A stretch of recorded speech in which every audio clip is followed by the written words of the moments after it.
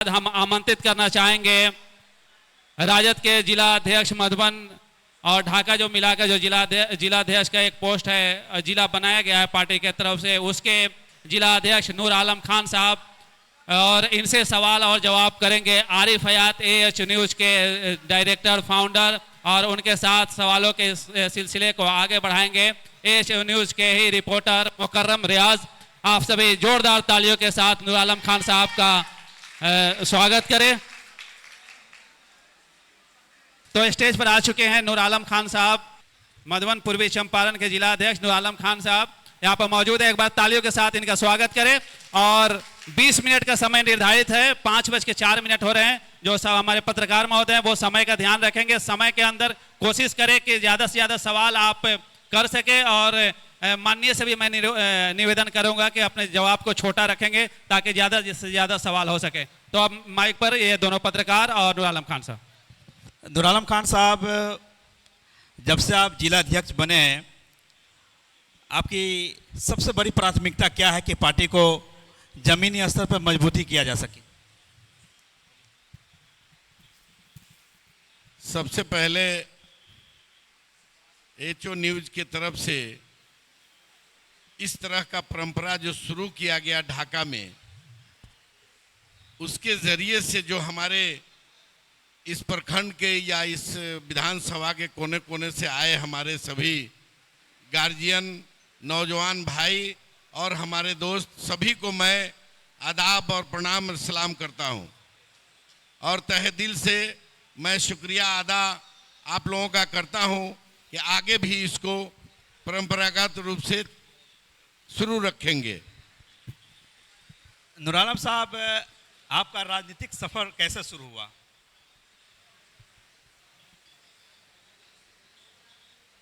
मुझे याद है जब भागलपुर में मैं पढ़ रहा था तो उस समय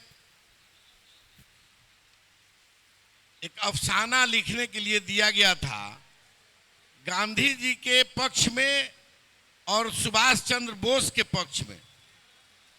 तो पता नहीं क्यों मैं सुभाष चंद्र बोस के पक्ष में लिखा था। मुझे खूब याद है, 7 पन्नों का वो नोट्स मैंने तैयार किया था, जिसे मैंने कॉलेज के उस ऑडिटोरियम में मैंने पढ़ा था। प्रिंसिपल ने मुझे इनाम भी दिया था। उस जमाने में महादेव सिंह वहां के बहुत बड़े ऑर्गेनाइजर भी थे और फाइनेंसर भी थे, उन्होंने मुझे इनाम दिया था। उसी दिन से पता नहीं मुझे इस पॉलिटिक्स का या इस राजनीति की चस्का लगी, और वहां से मैं ग्रेजुएशन करके जब आया तो सीधे इस राजद के आंगन में गिरा, और उसी दिन से अभी तक मैं वहीं हूं, वहीं पला बढ़ा, और अभी तक राजद में ही हूं, वहीं खिदमत कर रहा हूं। राजद की विचारधारा को नूर आलम खान एक जिला अध्यक्ष होने के नाते कैसे गांव-गांव तक प्रसारित कर रहे हैं? देखिए, मुझे गुमान नहीं था। मैं प्रदेश महासचिव हुआ करता था प्रदेश में, तो प्रदेश के द्वारा मीटिंग बुलाई जाती थी, मैं जाता था मीटिंग अटेंड करके, या किसी दूसरे जिला का प्रभारी बनाया जाता था, मैं वहां जा करके काम करके चला आता था। अचानक एक दिन फोन आया हमारे गार्जियन का कि कल तुम पटना आओ। तो मैं जब वहां गया तो उन्होंने जगतानंद सिंह जी के पास भेजा, और वो चिट्ठी मुझे प्राप्त हुई। पहली बार लगा कि इतनी बड़ी जिम्मेवारी मैं कब निभा पाऊंगा या नहीं, लेकिन उन्होंने डांटा और कहा कि नहीं, तुम चिट्ठी लेकर के जाओ और काम करो। उस दिन से लेके आज तक राजद की मजबूती के लिए सबसे पहले प्रखंड अध्यक्षों की मैंने मीटिंग बुलाई, और वहां से आगाज किया कि बूथ स्तर तक मुझे जाना है। चूंकि इलेक्शन के दिन ही जीत और हार होता है और बूथ से ही शुरू होता है, तो मैंने बूथ अध्यक्ष बनाना शुरू किया, और वहां से लौटते लौटते मैं जिला तक पहुंचा हूं, और संगठन को इतना मजबूत जरूर किया हूं बूथ स्तर तक। अभी जैसे BLA 1 बनाए हैं, BLO 2 बनवा रहे हैं बूथ स्तर पर, और वो BLO 2 जो काम करेगा वही इंशाअल्लाह ताला हमारे कैंडिडेट को जिताएगा भी और जीत का माला भी पहनाएगा। चुनाव को लेकर क्या तैयारी है अब? चुनाव की ही ये तैयारी है, चुनाव की ही ये तैयारी है कि कोई भी नेता, कोई भी हमारे पदाधिकारी या कोई भी उम्मीदवार आएंगे किसी भी विधानसभा से, तो वो जो घूमते हैं उससे मुझे लगता है कि सिर्फ परिचय होता है, प्रचार होता है, वोट नहीं मिल पाता है। वोट लड़ने के लिए जो 10 लड़के होते हैं, 10 नौजवान जो होते हैं बूथ स्तर पर, वही लड़ करके जितना घर से वोट निकाल पाते हैं और वो बूथ तक पहुंचा करके वोट जो दिलवाते हैं, वही मेरे जीत का कारण बनता है और वही मेरी तैयारी है। मैं बूथ स्तर की तैयारी जोरों शोर से कर रहा हूं और मैं इसको विश्वास के साथ कर रहा हूं कि वो बूथ अगर मेरा मजबूत हो गया, बूथ कमेटी मेरी मजबूत हो गई, तो मैं इंशाअल्लाह ताला जीत जाऊंगा। नूर आलम साहब, आप आरजेडी में एक लंबे समय से है, लेकिन आप अभी तक जिला अध्यक्ष से आगे नहीं जा गए, तो क्या आप ये मानते हैं पार्टी ने आपके साथ नाइंसाफी की है? ऐसा अगर मैं मानता तो इस पार्टी को छोड़ दिया होता। आपने शायद सुना नहीं, मैंने कहा कि मैं पहले प्रखंड युवा से शुरू किया था और वहां से प्रदेश महासचिव मेन विंग में था। प्रदेश महासचिव के बाद उपाध्यक्ष और अध्यक्ष होता है, जो आज हमारे माननीय मनलीलाल मंडल जी हैं। तो मैंने सफर लंबा किया, लेकिन उनके नजदीक तक पहुंचा, जो हमारा शीर्ष नेतृत्व है वहां तक पहुंचा। फिर मुझे किसी कारण से उनको लगा होगा, लालू जी को या हमारे प्रांतीय अध्यक्ष को, कि जिला मजबूत करने के लिए नूर आलम खां को ही भेजा जाए। तो मैं उस आशा और विश्वास के साथ काम कर रहा हूं और मजबूत अपने पार्टी के संगठन को करने की कोशिश कर रहा हूं। लेकिन आप जिला अध्यक्ष की बात की, आपके विपक्ष में जो लोग यहाँ जिला अध्यक्ष के चुनाव के रेस में थे, उनके तरफ से यह आरोप है, ये AHO के कैमरे पे उन्होंने कहा कि पार्टी मधुबन में, संगठन मधुबन का, कार्यालय ढाका में, लेकिन चुनाव चिरैया में हुआ, क्यों? ये तो आप उस विवाद को कुरेद रहे हैं जिसका कोई मानी मतलब नहीं है। मैं बताता हूं, नहीं बिल्कुल बताता हूं।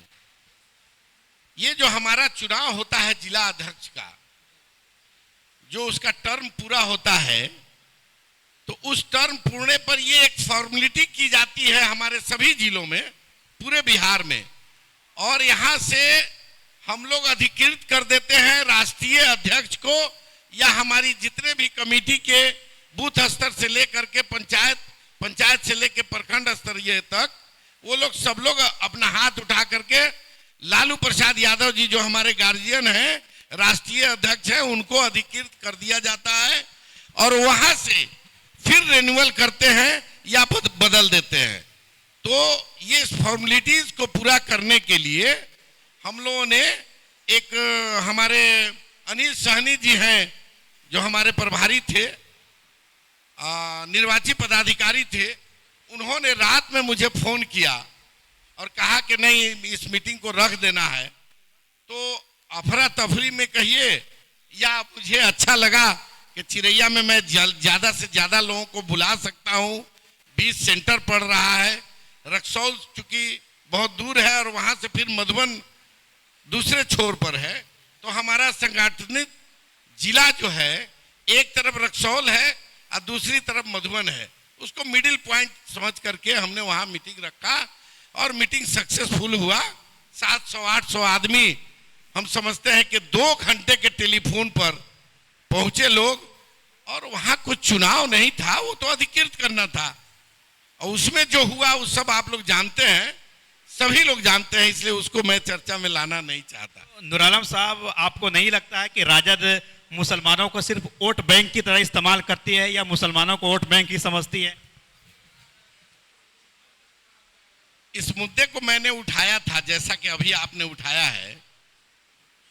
तो हमारे माननीय नेता तेजस्वी प्रसाद यादव जी ने, अल्पसंख्यकों की मीटिंग थी स्टेट लेवल पर, और उसमें उन्होंने आश्वस्त किया हम लोगों को कि भले ही टिकट में कुछ कमियां रह गई होंगी एमपी टिकट के बाद,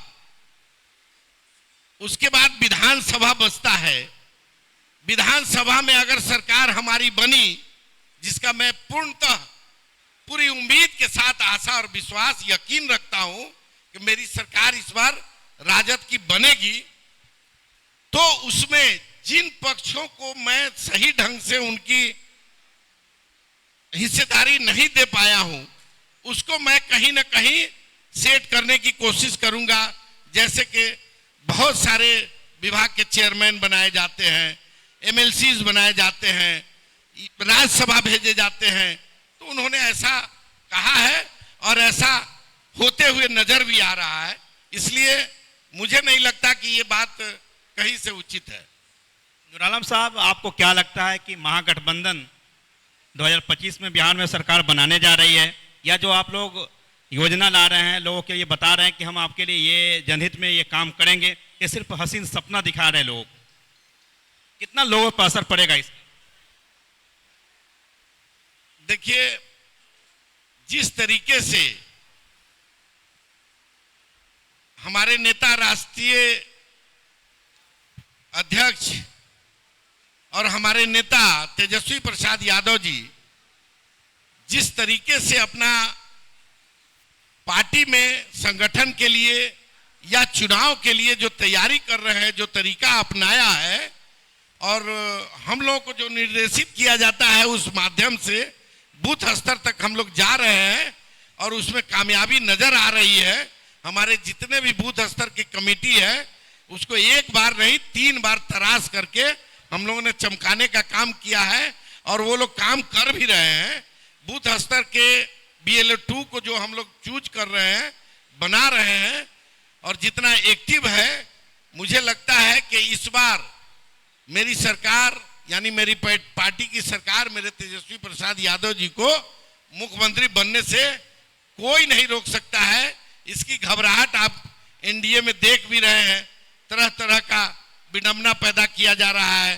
वोटर लिस्ट से लेकर के हमारे वोटरों को वंचित करना, हमारे जितने भी वोटर दबे कुचले शोषित लोग हैं, उन लोगों को किसी कारण से वंचित कर देना, ये सब उनकी घबराहट है। और मेरा यकीन है कि मेरी सरकार बनेगी, तेजस्वी प्रसाद यादव जी इस बार मुख्यमंत्री बनेंगे। वोटर अधिकार यात्रा से कितना फायदा होगा आपको ढाका में? इस यात्रा को मैं फायदे के लिए नहीं देखता। तेजस्वी प्रसाद यादव जी और हमारे गठबंधन के राष्ट्रीय नेता राहुल गांधी जी को मैं इस नजरिए से देख रहा हूं, जो पब्लिक उत्तेजित हुई है, जगी है और रोड के किनारे उनके स्वागत के लिए खड़ी रही है। ये मात्र स्वागत नहीं था, ये हाथ बता करके उनको आश्वस्त किया जा रहा था कि आप आगे मेरी लड़ाई लड़ो, मैं तुम्हारे साथ हूं। ये सिर्फ दिखावा नहीं था, ये यकीन और हिम्मत देने के लिए लोग। नूर आलम साहब, जिस भीड़ की बात आप कर रहे हैं, आपको लग रहा है कि आगामी चुनाव में यह भीड़ वोट में भी कन्वर्ट होगा, या भाड़े पर आपने लोगों को लाया था? देखिए, आपसे कुछ छुपा नहीं है, हमसे बेहतर आप जानते हैं, क्योंकि आप भी इस रोड पर या इस समाज में हमसे ज्यादा हमारे मुद्दों को उजागर कर रहे हैं। और आप लोगों के माध्यम से हमारा जो भी मुद्दा है या जो भी हम लोगों का उसको क्या मैनिफेस्टो में जो भी आ रहा है, उसको आप लोग तक पहुंचवा दे रहे हैं। इसमें आप, इसलिए हमने कहा कि आप हमसे ज्यादा जानते हैं कि जो लोग आए थे उस यात्रा को मदद करने के लिए, भीड़ जुटा कर दिखाने के लिए, वो किसी का बुलाया हुआ भीड़ नहीं था।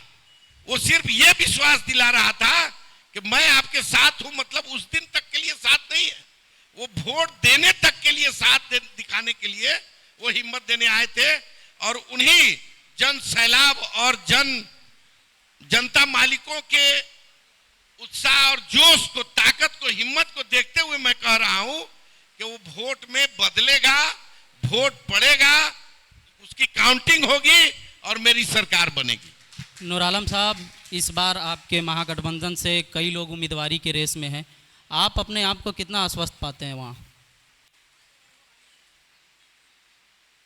देखिए, इसको थोड़ा सा मैं बोलने में हिचक रहा हूं, लेकिन मैं ये मानता हूं कि बूथ स्तर पर जिसको BLO 2 मैं बना रहा हूं, वो या बूथ स्तर पर जो मेरा एक छोटा सा कार्यकर्ता है जो मुझे जिताने का हिम्मत रखता है, वो भी आकांक्षा रखता है कि मैं भी कुछ बनूं, मैं भी कल विधायक बनूं, MP बनूं और प्रधानमंत्री तक का सपना रखता है। चुनाव लड़ने की तैयारी है आपकी? तो मैं तो बहुत दिनों से एकदम सच्चा ठोका ठेठाया सिपाही हूं राजद का। मेरे सामने बहुत सारी विडंबनाएं आई हैं, मैं विचलित नहीं हुआ हूं। और ये तो उम्मीदवारी की बात है, उम्मीदवारी मैं पालता हूं दिल से। और अगर पार्टी ने मुझ पर विश्वास किया और मुझे आदेश दिया कि नूर आलम तुमको लड़ना है, तो मैं बहुत मजबूती के साथ लड़ूंगा भी और जीत करके मैं अपने तेजस्वी प्रसाद यादव जी के गले में जीत का माला पहनाऊंगा। वोटर अधिकार क्या यात्रा के तैयारी है दौरान- आपकी? चुनाव लड़ने को लेकर क्या तैयारी है आपकी? जो तैयारी मैं और विधानसभा में कर रहा हूं या अपने संगठन के माध्यम से जो चुनावी तैयारी कर रहा हूं, वही तैयारी मैं अपने इस ढाका जो मेरा घर है उस विधानसभा में भी उसी तरीके से तैयारी चल रही है। कई लोगों का यह सवाल है कि आप ऑलरेडी पार्टी के एक बड़े पद पे हैं, आप जिला अध्यक्ष खुद हैं, फिर चुनाव लड़ने की तैयारी क्यों कर रहे हैं, क्या वजह है? नहीं, मैं चुनाव लड़ने की तैयारी थोड़ी कर रहा हूं। मैं तो उस गठबंधन की तैयारी कर रहा हूं जिसके एक हिस्सा हमारी राजद पार्टी भी है। मेरे गठबंधन का जो भी उम्मीदवार आएगा, मैं ऐसी तैयारी कर रहा हूं कि मेरे गठबंधन का मेरे जिला में कोई भी उम्मीदवार आएगा तो ऐसा गुलदस्ता बना करके पेश करूं कि कोई भी वोटर आवे और मेरे लालटेन को या मेरे गठबंधन के चुनाव चिन्ह को ही दबावे और मेरी सरकार बने। ये ढाका विधानसभा महागठबंधन में किसके खाते में जाएगी? आप ऑलरेडी जिला अध्यक्ष है, क्या क्या प्लानिंग है, क्या सोच है, आपको क्या लग रहा है? पार्टी के मीटिंग में जाते हैं, प्रदेश कार्यालय में जाते हैं, चर्चाएं हो रही है, कई तरह के लोग हैं, कई उम्मीदवार हैं, कई दावेदार हैं, तो आपको क्या लग रहा है जिला अध्यक्ष होने के नाते क्या कहना चाहेंगे? देखिए आरिफ हयात साहब, आपका क्वेश्चन बहुत हल्का भी है और बहुत भारी भी है, इसलिए मैं इसको दोहरा रहा हूं कि हर चीज के लिए एक कमेटी बनाई गई है और हमारे गठबंधन के आला कमान जो 6 पार्टी के हैं उन सभी के अच्छे अच्छे लीडरान को उस कमेटी में रखा गया है। और लगभग मैं समझता हूं कि कौन विधानसभा किस पार्टी को दी जाएगी ये सब लगभग तय हो चुका है। कितनी पार्टी पर कांग्रेस लड़ेगी, कितनी पार्टी पर अदर पार्टी लड़ेंगे, लगभग ये तय हो चुका है। सिर्फ नजारा ये देखना है पूर्वी चंपारण में कितने सीटों पे आप लोग लड़ेंगे। एक हफ्ता और रुक जाइए, ये सब एकदम पर्दे पर आ जाएगा और आपको उसका लिस्ट भी मिल जाएगा। चलिए सर, अंतिम सवाल है, आप वर्तमान विधायक के कार्यकाल को कैसे देखते हैं? ये तो वर्तमान विधायक के कार्यकाल को हमारी पूरी जनता जान रही है, आप भी जान रहे हैं। जितनी भी कमियां हैं उन्हीं के सर जाएगी, इसलिए उनके कार्यकाल को दोहराना, मैं तो चाहूंगा कि उनसे बेहतर से बेहतर उम्मीदवार हमारा आवे और हमारे गठबंधन से जीत करके जाए और ढाका को एक सुनहरा गुलदस्ता बनाए, जो कोई भी हमारा आम पब्लिक किसी के यहाँ निहोरा करने नहीं जाए, उसका काम ऑटोमेटिक उसके दरवाजे तक पहुंचे। आपकी पत्नी जिला पार्षद है, 2021 में जब पंचायती का चुनाव हुआ था उस समय जनता के बीच आपने कई वादे किए थे, उन वादों पर कितने % खरे उतरने का काम किए हैं आपने? मैंने जितना वादा किया था, एक छोटा सा प्रतिनिधित्व करने का मौका इन सभी भाइयों के दुआओं से मिला है और उसमें आप लोगों का भी कोऑपरेशन बहुत हद तक ज्यादा रहा है। नहीं तो इस नाचीज को, उस छोटे पद को भी मिलना मुश्किल था जैसा लोगों ने बना दिया था। लेकिन इन सभी भाइयों की दुआओं से ये पद मिला और मैं इसका प्रतिनिधि हूं, प्रतिनिधित्व कर रहा हूं। जितना वादा मैंने किया था, अब मैं लिस्ट पढ़ करके सुना सकता हूं। वो लिस्ट जरा सा देना बाबू हमको। मुझे लगा था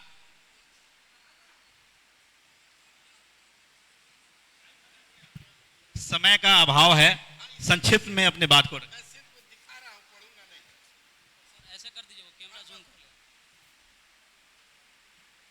ले। इसमें 68 काम है ऑलरेडी जो हो चुका है।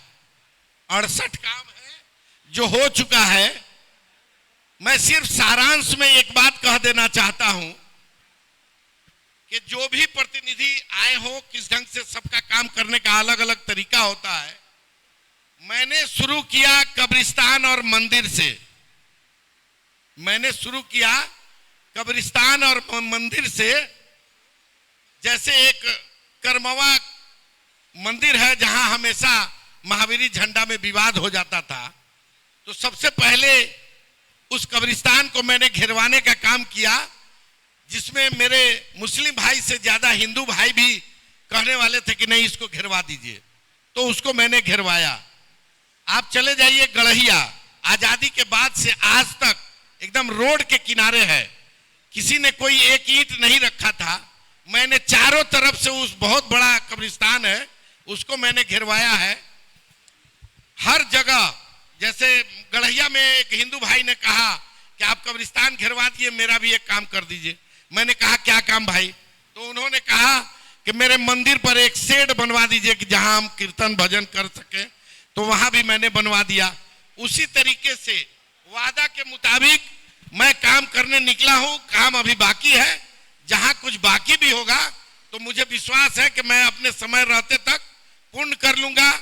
दूसरी बात, जो सबसे अहम काम और गरीब का काम है, राशन कार्ड, वृद्धा पेंशन और इंदिरा आवास, मैंने इन तीनों काम में 11,668 आलम साहब रोकना चाहेंगे। जिन कामों के बारे में आपने बताया कि ब्लॉक से संबंधित काम है, अधिकतर लोगों का यह सवाल आ रहा है कि इन सभी कामों में भ्रष्टाचार व्यापक पैमाने पे है, तो इन भ्रष्टाचार को रोकने के लिए नूर आलम खान अब तक क्या किए हैं? जिन ऑफिसों में, जैसे प्रखंड स्तरीय ऑफिस से ज्यादा हमारे जनता का काम होता है, आप किसी भी जनता से पूछिए कि 11,668 राशन कार्ड जो बनवाया, किसी से 1 रुपया नहीं लिया, न किसी का ब्लॉक में 1 रुपया लगा। वृद्धा पेंशन भी बनवाया मैंने, लगभग हमको याद है 2168, उसमें भी किसी का 1 रुपया नहीं लगा। जितना नाम इंदिरा आवास में मैंने जुड़वाया है, 1 रुपया किसी का नहीं लगा।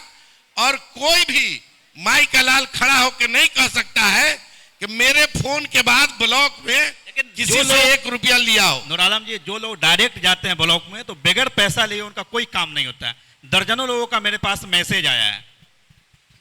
इसी को रोकने के लिए मैं ऊपर वाले से भी दुआ कर रहा हूं, संगठन भी मजबूत कर रहा हूं और लोगों के बीच जाके हाथ जोड़ रहा हूं कि मेरी सरकार लाइए, मेरे तेजस्वी की सरकार लाइए और इस भ्रष्टाचार से और इस महंगाई से मुक्ति पाइए। बहुत बहुत धन्यवाद सर। बहुत बहुत धन्यवाद आपका कीमती समय दिया।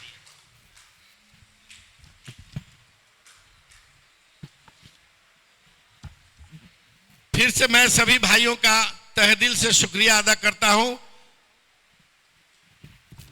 बहुत धन्यवाद। ये थे नूर आलम खान साहब, राजद के जिलाध्यक्ष, और इस कार्यक्रम में तो इनको भी एक मोमेंटो सम्मान के रूप में, यादगारी के रूप में इस चुनावी चर्चा में शामिल होने के लिए दीजिए।